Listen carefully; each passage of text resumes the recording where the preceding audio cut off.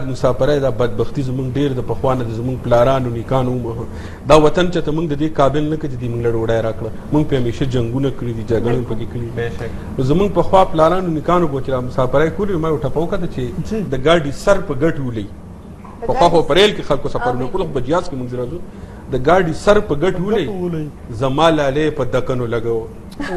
واجب ماشاءالله ډېر ښه دي، زبردست. او د دومره ښایسته غوندې ټپې سرې ټکو سرې اوس په زم یو دمه واخلم، ما ته پېښور رایاد شو، ما ته خیبر پښتونخوا رایاد شو. کتونکو اخلي یو وړه غوندې کې دمه او دمې نه پس بیا خپل خپرونې ته راځو. مرحبا. لا اله الا الله محمد رسول محمد رسول جی د شمشاد ټلویزیون ګرانو کتونکو یو ځل بیا د دمې نه پس تاسو ته هرکلی وایو او هیله لرم چې تاسو موږ سره ناست یې او زموږ د درنو مېلمنو خبرې تاسو به خوند اخلی. تاسو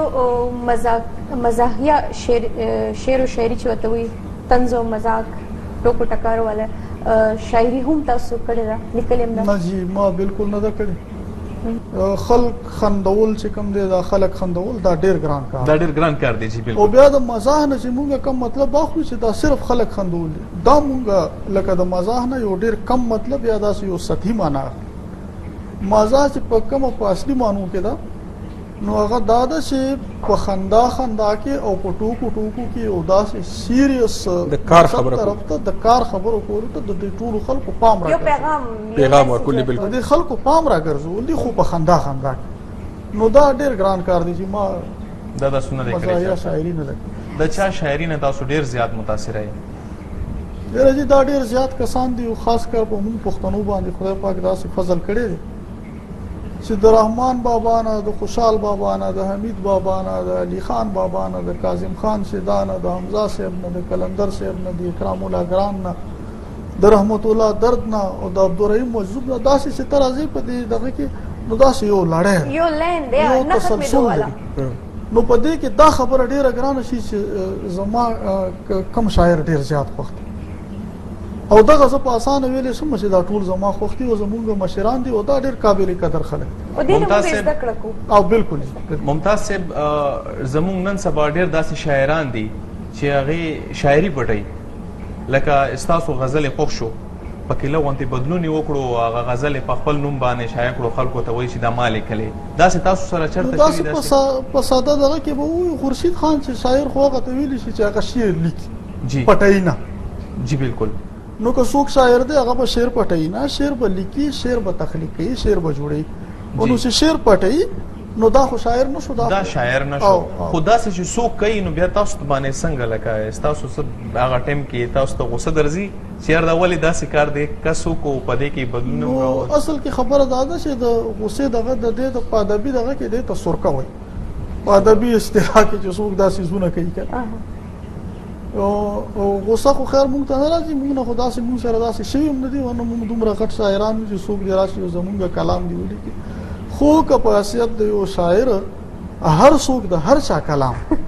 لیکي یا په هغې باندې خپل دغه کوي نو په کار دا ده چې اول خو دې دا کوي نه. که به یو سړی متاثر شو د چا نه او د هغه تاثر لاندې هغه شعر ولیکلو نو ادبي دیانت دا دی چې هغه دې ولیکي چې دا د فلاني شعر دی او ما د دې په تاثر کې لیکلی دی. تاسو تللی افغانستان ته هلته ملاقات شوی دی د هغې خلکو په هکله باندې تاسو څه لیک کړی دی؟ نو افغانستان ته خو موږ تللی نه یو، خو افغانستان خو زموږ پلرنی هېواد دی او د افغانستان زموږ په روح کې، زموږ په زړه کې، زموږ په ذهن کې دننه دی افغانستان. موږ د افغانستان نه د یوې لحظې لپاره ځان جدا کړلی دی. که هلته چا اوښکته ویې کړې ده، که هلته چا جړلي دي، که هلته څوک دردېدلی دی، د هغه درد موږ دلته په خپلې سینې پورې خپل زړه پورې محسوس، ځکه چې زموږ داسې هېواد دی د ډېرو نرانو، ډېرو شملورو، ډېرو غیرتمنو پښتنو وطن دی او زموږ پلارانو، زموږ نیکانو 6,000 کاله د دې وطن په خپلو مټو حفاظت کړی دی. که هر ترخګر، که هر یلغګر، که هر حملاور راغلی دی، زمونږ پلارانو نیکانو هغه په شا تمبولی دی. ومې دا وطن موږ له سالم ساتلی دی، ومې دا ژبه موږ له سالمه ساتلې ده، ومې زمونږ دا کلتور هم، زمونږ دا تاریخ هم، زمونږ دا حجرات، زمونږ دا جومات، دا هر څه اوس په حیث د یو پښتون په لر او بر کې چې څومره پښتانه په لر او بر افغان وطن کې دي، دې ټولو ته زمونږ خواست دی چې دا ژبه به هم ژوندی ساتو، دا خپل وطن به هم ژوندی ساتو. موږ غواړو مینه چې دا خپل وطن زمونږ دغسې امني پکې لکه دلته چې په متحده عرب اماراتو کې څنګه امن دی، لکه دلته چې خلکو ته څنګه ازادي ده. موږ غواړو چې زمونږ هغه میندې، زمونږ خویندې، زمونږ پلاران، زمونږ نیکان، هغه هم زمونږ ماشومان سکول ته سهار دغسې په خپلو خپلو بسونو کې ځي، ماښام دغسې خپل کور ته واپس راځي او دغسې امن د خدای راولي. د روژه ډېره بختوره میاشت ده، پکار ده چې موږ ټول دا دعا وکړو چې خدای پاک دې په لر او بر افغان وطن کې امن راولي. منتظر څه وایي در؟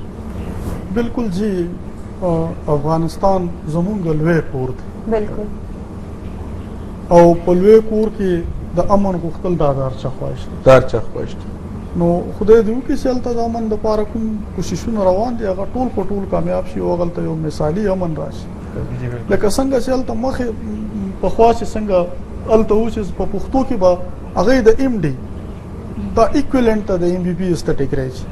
دغه به په پښتو کې کېده.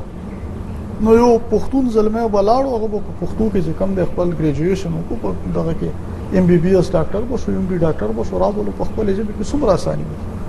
اوس یو ماشوم چې سکول ته ځي یا څوک چې ایم بي بي ایس کوي، نو بل به هغه انګریزي زده کوي، بیا به د هغې مانس بیا به شته هغې نه پس چېرته هغه ته رسي که نه خپل مقصد نو دا په خپلې مورنۍ ژبې کې تعلیم او بیا تر دې حده پورې تعلیم چې ته پکې خپله ډیګري په ټول ساینس ورته راوړو، ساینس که نه راوړولې، نو د ساینس ژبه یې جوړه کړې وه دا ژبه، او لوی تحقیقي کار هلته شوی. زموږ مشران چې کوم دي هغه اوس هم هلته لګیا دي،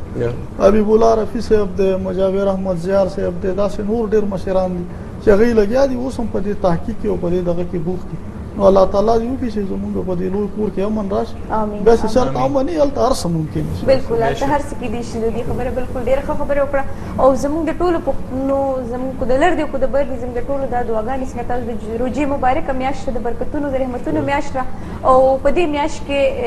لوی الله نه هم دغه یو سوال دی بس په جمع سوال دی، انشاءالله ډېر ژر به امن او سکون قایم شي او زموږ د زړه ارمانونه به انشاءالله پوره شي. ولې چې تاسو وایئ چې زموږ غټ کور دی، د ټولو پښتنو کور دی، ذکر کېږي د افغانستان او د کور. نو د افغانستان په هکله تاسو څه لیکل کړي دي؟ بالکل جی، ما